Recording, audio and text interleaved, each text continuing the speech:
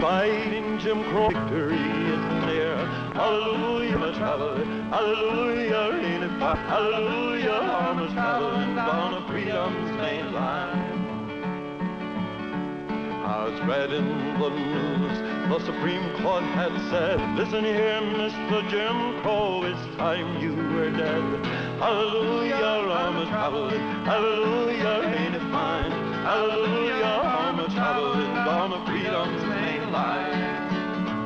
I'm taking a ride on the Greyhound bus line. I'm riding the front seat to Jackson this time. Hallelujah, I'm a traveling. Hallelujah, ain't it fine? Hallelujah, I'm a traveling down freedom's main line.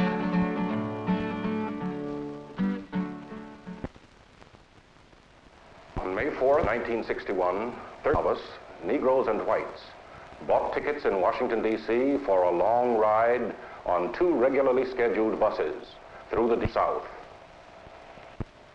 I'm James Farmer, National Director of the Congress of Racial Equality, more often known as CORE. Among us were Albert Bigelow, Genevieve Hughes, and Jim Peck. We were called a variety of things. We were the Freedom Riders. And this is how the Freedom Rides began. In December 1960, the Supreme Court said segregation in bus terminals is unconstitutional. But Jim Crow still sat at lunch counters and in waiting rooms throughout the South. And where he sat, there was no room for Negroes and whites to sit together. Our ride, supposed to be only 13 days long, was designed to push Jim Crow off his perch. Alabama's Governor Patterson believed we had a different purpose. What these people are doing is not just traveling through Alabama in interstate commerce or interstate travel. They're buying tickets from town to town and getting off in each town and seeking through mixed groups, Negro men and white women, to force themselves into situations which tend to inflame the local people and incense them by going into waiting rooms, restaurants, cafes, lunch counters, which are traditionally and in many cases required by city ordinance to be segregated, and pushing themselves on to people who are citizens of those communities in such a manner as to incense them and enrage them and to provoke them into acts of violence. That's what they are doing. Despite what the governor said, there was no violence in Virginia or North Carolina. I had to leave the ride to be with my family when I learned that my father had died. Albert Bigelow was one who continued. The first violence occurred in Rock Hill, South Carolina. John Lewis walked toward the segregated white waiting room in the terminal. Some white men slugged him and then slugged me. Both of us practiced a nonviolent attitude. Sunday morning, Mother's Day. When we left Atlanta, I gave each of the riders a box of animal crackers and raisins because we didn't expect to be served at our lunch stop, Anniston. When we rolled into the terminal in Anniston, mobs of men were waiting for us.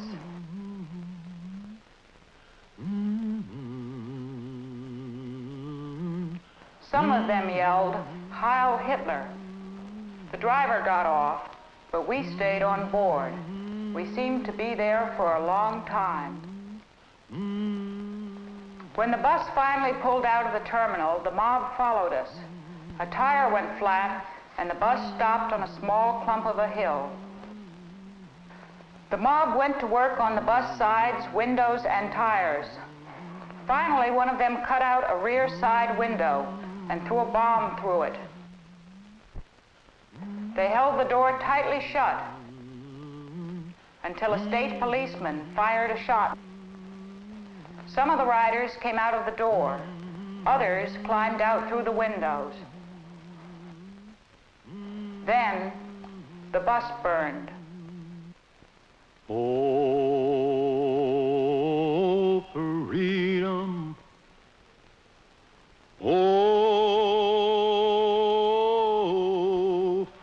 freedom. Oh, freedom over me. And before I'll be a slave, I'll be buried in my grave and go home to my... The burning bus was neither defeat nor victory for us, but it did bring the entire country to the edge of its seat. Freedom riders on the second bus, the Trailways bus, learned a mob was waiting for them in Birmingham. Charles Person and I were to test the Trailways lunchroom in Birmingham. As we got off the bus, we saw a crowd of men, some of them armed with pipe, waiting along the sidewalk. Just as we got to the lunchroom, a group of them seized us and steered us toward the exit. As soon as they got us out of sight of the crowd in the waiting room, 6 of them started hitting and slugging me. I was soon unconscious. When I came to, I was bleeding badly. You can't see me in this picture. Neither did I know what was happening to Charles. But when I saw the photo later, I was amazed at how you could see the expression of hate on the faces of these men while they were beating me. I was taken to the hospital where they had to put 53 stitches in my head.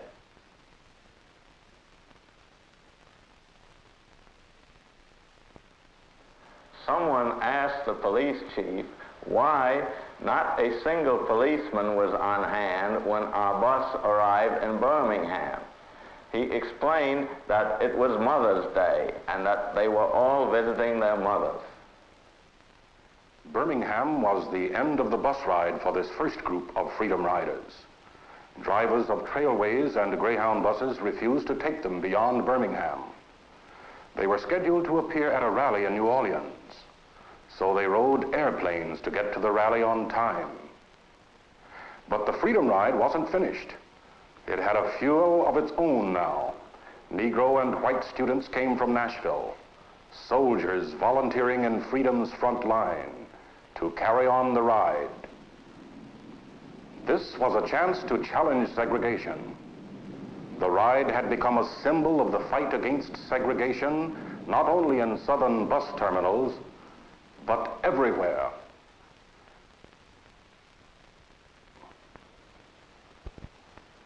Others said we should wait for the time to get ripe, for things to cool off.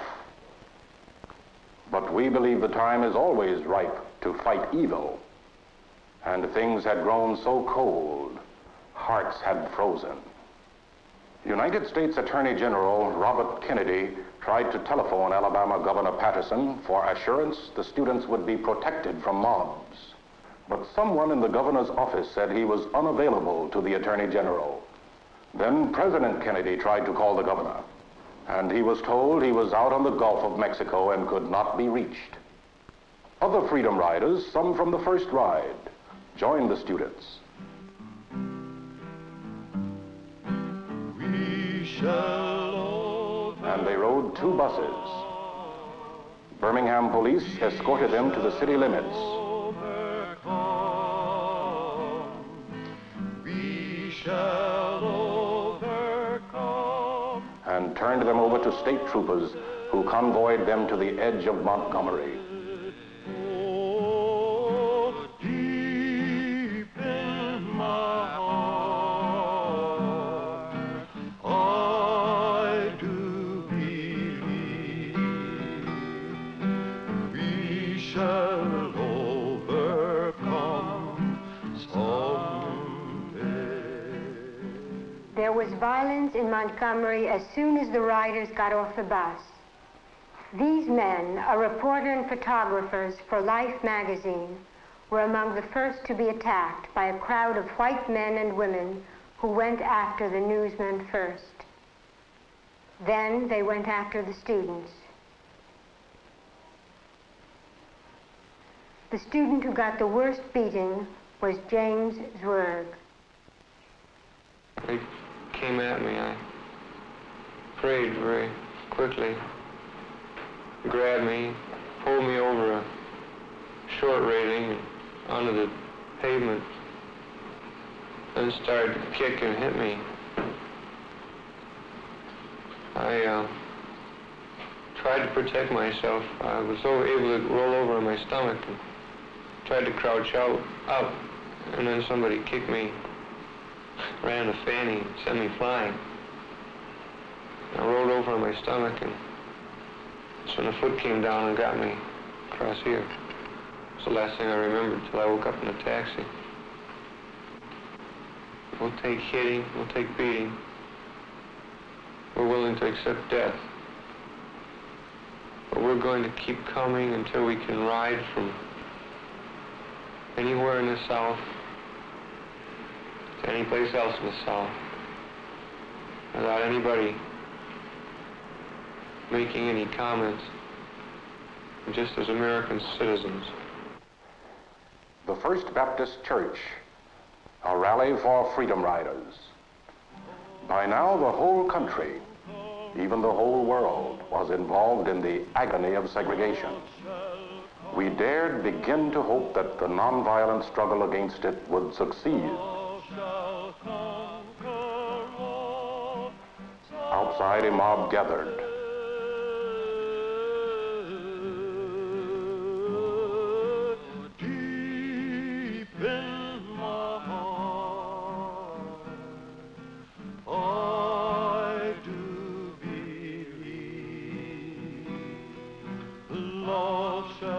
Inside, 1,500 persons prayed. Governor Patterson could no longer ignore what was happening.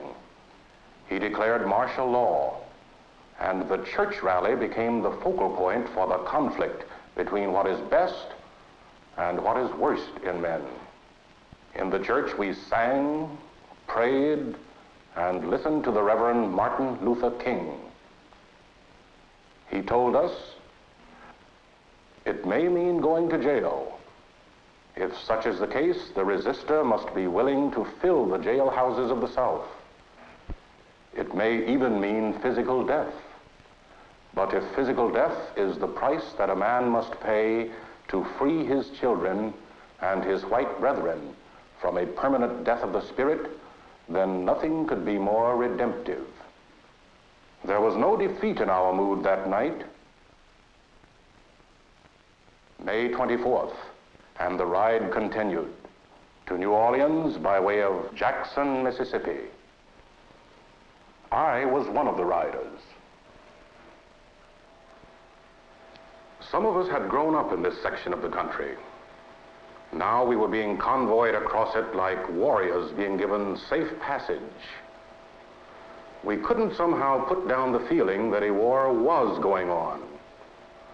Of course, many of us had known that feeling before, and we knew that this was not a war against segregation only in the South. The Freedom Rides were a way of demonstrating against segregation everywhere, from South Africa to Seattle, from Boston to Berkeley. Segregation kills men's spirits just as effectively in a northern slum ghetto as it does in a southern segregated terminal lunchroom. Alabama was in a hurry to be rid of us, so there were no stops during which we could get out.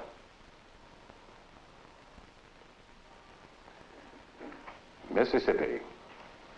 The uniforms have the words U.S. Army sewn on their breasts. Some of the state troopers carried submachine guns. Stomachs tightened now. I heard a National Guardsman shout, "Look behind every tree." Consciously, we inhaled and exhaled deeply. We tried to sing America the Beautiful, but our voices had no energy. For the last half hour, the bus was a tomb. Outside, we could hear police car sirens. Taking a ride on the Greyhound bus line. I'm riding the front seat to Jackson this time. Hallelujah, I'm a traveling. Hallelujah, ain't it fine? Hallelujah, I'm a traveling. Some of us thought mobs would be waiting for us, but there were only police.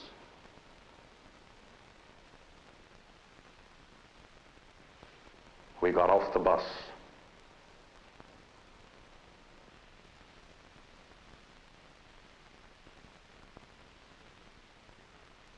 Walked into the terminal, into the white waiting rooms, and felt Jim Crow clap a hand on our shoulders. His name is Captain Ray, and he has become a legend among freedom riders. 3 times he asked us to move on. 3 times we refused. And now this pattern is a ritual. It may mean going to jail. If such is the case, the resistor must be willing to fill the jailhouses of the South. We didn't choose Jackson, Mississippi, as the last stop on the Freedom Ride. It chose us. We chose to fill its jails. They charged us with refusing to disperse and move on after being ordered to do so by a policeman. And they accused us of breach of the peace. These laws had been passed the year before to guard Jim Crow against sit-in demonstrations. Justice in Mississippi is run with assembly line efficiency.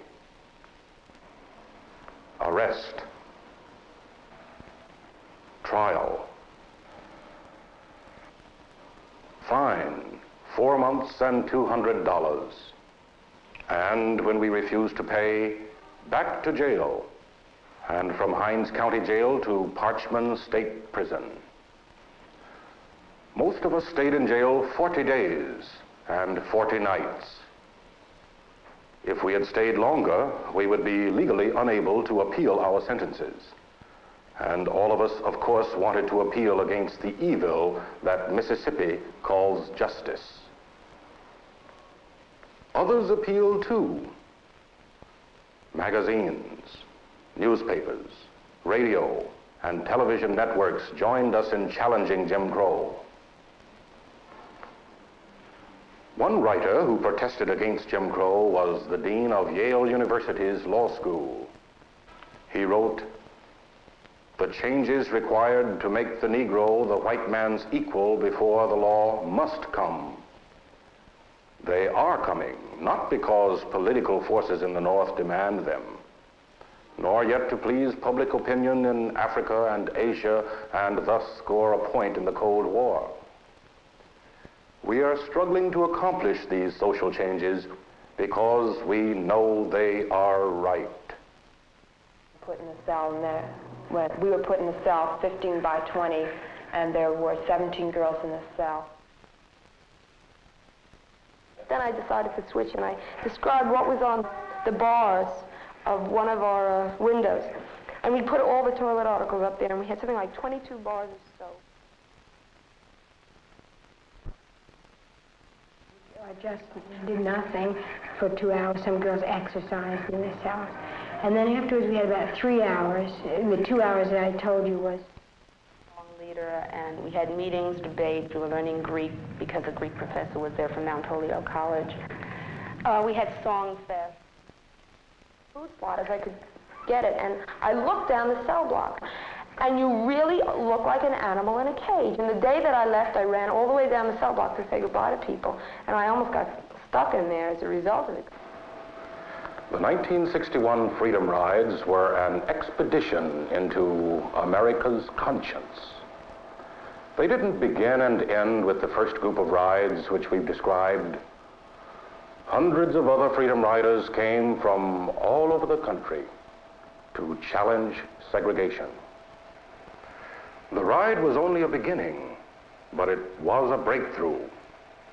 Terminals in Atlanta, Charlotte, Tallahassee, and many other southern cities are now desegregated.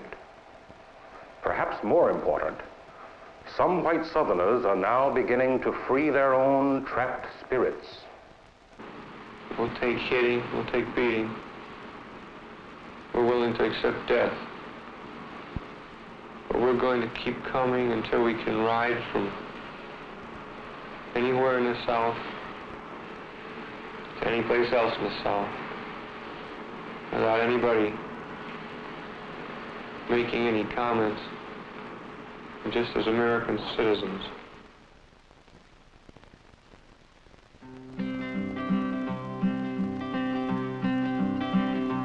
One man's hands can break a prison down.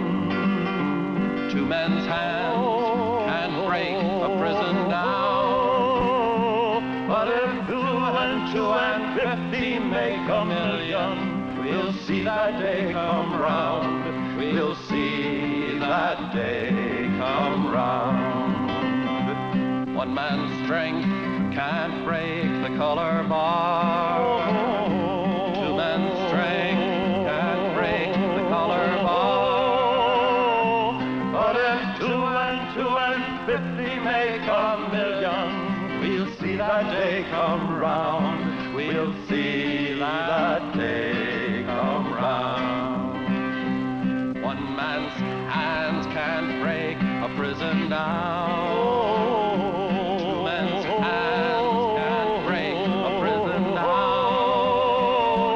But if 2 and 2 and 50 make a million, we'll see that day come round. We'll see that day come round.